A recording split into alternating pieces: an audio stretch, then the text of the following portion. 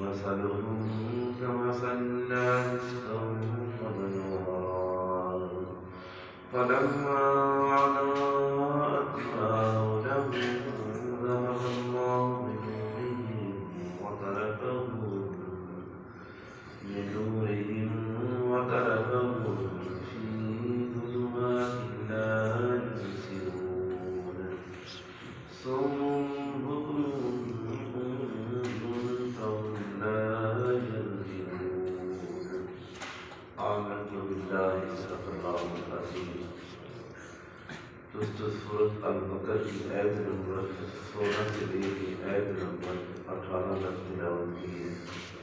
دعا ہے اللہ رب العزت ہم سب کو قرآن مقدس پڑھنے، سمجھنے اور اس پہ عمل کرنے کی توفیق عطا فرمائے. جتنے ہی دوست احباب اس درس قرآن میں شریک ہیں، اللہ رب العزت کی بارگاہ میں دعا ہے ہم سب کے لیے، خصوصاً ہمارے والدین کے لیے، ہمارے اساتذہ کے لیے، دوست احباب کے لیے اور حضور کی ساری امت مرحومہ کے لیے اسے بخشش اور مغفرت کا ذریعہ بنائے. اللہ رب العزت اس سے پہلے بھی ان آیات کے اندر بھی منافقین کا ذکر کر رہا ہے. منافق کی کچھ نشانیاں پہلے بھی بیان ہوئیں کہ وہ ظاہری طور پہ کلمہ پڑھ لیتا ہے، اندرونی طور پہ وہ اسلام کا مخالف رہتا ہے. اللہ نے ان کے ان عیبوں کو بیان کر کے، یہ عیب حضور علیہ الصلوۃ والسلام اپنی زبان نبوت سے حدیث پاک کے اندر بھی بیان کر سکتے تھے، لیکن ہر آدمی حدیث کا پڑھنا اس کے لیے مشکل ہے.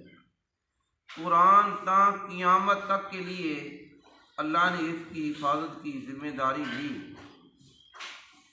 اور فرمایا جو ہی قرآن کو پڑھتے رہیں گے منافقین کے عیب ان کے سامنے ہوں گے اور یہ ایماندار پھر بچتے رہیں گے، ان سے پرہیز کریں گے کہ ہم سے ایسا عمل نہ ہو جائے کہ ہم منافقین کے اندر شامل ہو جائیں. اور پھر حدیث پاک کے اوپر یہ اعتراض بھی ہو سکتا ہے کہ یہ حدیث ضعیف ہے، اس کا راوی کمزور ہے. قرآن کے اوپر کسی کا اعتراض نہیں ہو سکتا، پر اگر ہاں قرآن کے اوپر اعتراض کریں گے تو ایمان سے خارج ہو جائیں گے. تو اللہ پاک نے ان آیات کے اندر جو آیت نمبر 16 ہے اس کے اندر فرمایا کہ ان لوگوں نے خریدا گمراہی کو ہدایت کے بدلے کے اندر. فرمایا دو قسم کے لوگ تھے، ایک ظاہری طور پہ خوشامد کرتے، ہمدردیاں کرتے، لیکن وہ اسلام کے، حضور کے، مسلمانوں کے مخالف تھے.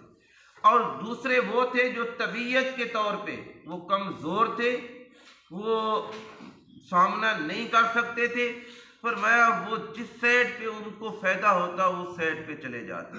تو تاجر، بہترین تاجر وہ ہے جو اپنی تجارت خرچہ کر رہا ہے، سودا پونجی لگا رہا ہے، اس کی بھی حفاظت کرے اور اسے نفع بھی ملے. فرمایا منافق یہ وہ لوگ ہیں انہوں نے گمراہی کو خرید لیا ہدایت کے بدلے کے اندر. اولئک الذی، یہی وہ لوگ ہیں اشترا کا معنی خرید لینا، الضلالۃ بالہدی، فرمایا گمراہی کے بدلے ہدایت کے بدلے گمراہی کو خریدا. یعنی لا الہ الا اللہ محمد رسول اللہ پڑھا، لیکن اندرونی طور پہ اسلام کے مخالف ایک پردہ ان کے سامنے آ گیا، ہم مسلمان ہو گئے، ہم تو ان کے ساتھ نمازیں بھی پڑھیں گے، غزوات کے اندر شریک بھی ہوں گے، مال غنیمت بھی ملیں گے. تو فرمایا حضور علیہ الصلوۃ والسلام کو اور معاذ اللہ کے حضور کے صحابہ کو، مسلمانوں کو یہ دھوکہ دے رہے ہیں. اللہ ہر چیز پہ قادر ہے، جانتا ہے. ابھی ہمارے دلوں کے اندر ارادہ پیدا نہیں ہوتا، اللہ ہمارے ان جو بعد میں ارادہ ہونے والا ہے اللہ اسے بھی جانتا ہے. میں کئی مرتبہ اس چیز کی مثال دیتا ہوں. آپ بازار میں جائیں اور کوئی مشین خریدیں، وہ چھوٹی سی آپ کو کتاب دیں گے اور کہیں گے کہ اس کے مطابق آپ نے اس کا استعمال کرنا ہے، پوری طرح آپ اس سے فائدہ اٹھائیں گے اور اتنے سال کی ہم گارنٹی دے رہے ہیں. تو جس نے مشین بنائی وہ ایک ایک پرزے کو جانتا ہے، تو جو خالق ہے، جو مالک ہے، جو پروردگار ہے اور جس نے اس کائنات کو سجایا ہے، کیا اسے نہیں پتا کہ فلاں نے کیا کرنا ہے، اس نے کیا کرنا ہے، اس نے کیا کرنا ہے؟ سب کچھ اللہ پاک جانتا ہے۔ تو فرمایا اولئک الذین اشتروا الضلالۃ بالہدی، فرمایا یہی وہ لوگ ہیں جنہوں نے خریدا گمراہی کو بالہدی، ہدایت کے بدلے کے اندر۔ فمارا بہت تجارتہم، فرمایا نہ نفع پہنچایا، نہ فائدہ دیا ان کی تجارت نے ان کو، وما کانوا مہتدین، اور نہ ہی یہ ہدایت کے راستے پہ آنے والے، یہ ہدایت کے راستے کے اوپر چلنے والے نہیں تھے۔ تو فرمایا ان کی تجارت نے انہیں نقصان دیا۔ آگے اللہ پاک نے فرمایا ان کی مثال اس طرح ہے، فرمایا یہ اسلام ایک روشن باب ہے، روشن ماحول دیتا ہے، اندھیروں سے نکالتا ہے۔ وہ اندھیرا ایک تو دنیا کا اندھیرا ہے، ایک آخرت کا اندھیرا، وہ دوزخ کے اندھیروں سے، آگ سے قرآن اور دین اسلام یہ روشنی عطا کرتا ہے، اللہ کی خوشنودی عطا کرتا ہے۔ تو فرمایا انہوں نے کیا کیا، مثال دی، اللہ پاک مثال دے رہا ہے، مثلہم، ان کی مثال اس طرح ہے، فرمایا کمثل الذی استوقد نارا، فرمایا جس طرح کہ ایک آدمی آگ کو روشن کرتا ہے۔ اس وقت آگ یہ بلب ہے، جس وقت آپ اسے بند کر دیں، بٹن آن نہ کریں اور اس کو بلب کے اندر روشنی نہیں آئے گی، اور جس وقت بٹن کو آن کریں گے اور وہ بلب روشن ہو جائے گا، اس کا آس پاس بھی روشن ہوگا۔ تو اللہ نے اس چیز کی مثال دی، مثلہم کمثل الذی استوقد نارا، فرمایا اس کی مثال اس طرح ہے کہ ایک شخص آگ کو روشن کرتا ہے، اس کا آس پاس ارد گرد وہ روشن ہو جاتا ہے۔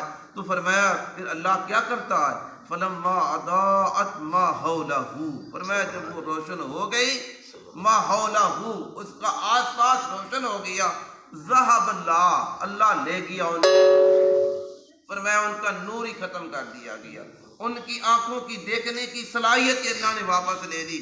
فرمایا ذہب اللہ بنورہم، ان کے نور کو اللہ لے گیا، وَتَرَكَهُمْ فِي ظُلُمَاتِ اللَّهِ، اور انہیں چھوڑ دیا گیا ظلمت کے اندھیروں کے اندر، لا یبصرون، وہ نہیں دیکھ سکتے۔ کیا ابو جہل نے حضور علیہ الصلوۃ والسلام کو کئی مرتبہ نہیں دیکھا؟ اللہ کے نبی کی بارگاہ میں کئی مرتبہ اس نے سوال کیا ہے، لیکن اس کی نظر فقط محمد ابن عبداللہ تک رکی رہی، آگے محمد الرسول اللہ تک اس کی نظر جا ہی نہیں سکی، اس نے دیکھ ہی نہیں سکتا کہ یہ اللہ کے رسول ہے، اللہ کے محبوب ہے، اس کی طرف اس کا دھیان ہی نہیں گیا، بس ہاں یہ تو عبداللہ کا بیٹا ہے، یہ تو مکے کے اندر پیدا ہوا ہے اور کل تک یہ ہمارے پاس ہم اس کی پرورش کرتے رہے، آج یہ ہمارے پاس اللہ کا نبی بن کے آیا ہے، بس اسی تک اس کی نظر رکی رہی۔ تو میرے بھائی جو بلال تھے اور وہ کہاں سے، اور اسی طرح حضرت سلمان فارسی کہاں سے سفر کر کے ان کو اللہ نے ایمان کی دولت عطا کر دی، ان کو اللہ نے دائمی شانیں عطا کر دی ہیں۔ تو اس لیے اللہ پاک نے فرمایا منافقین کی مثال اس طرح ہے کہ فرمایا وہ آس پاس روشن ہے، وہ فائدہ نہیں اٹھا سکتے، وہ اندھیروں کے اندر ہیں، اور اسی طرح قیامت کے اندھیرے کے اندر بھی یہ مبتلا ہے، دوزخ کے اندھیرے کے اندر بھی۔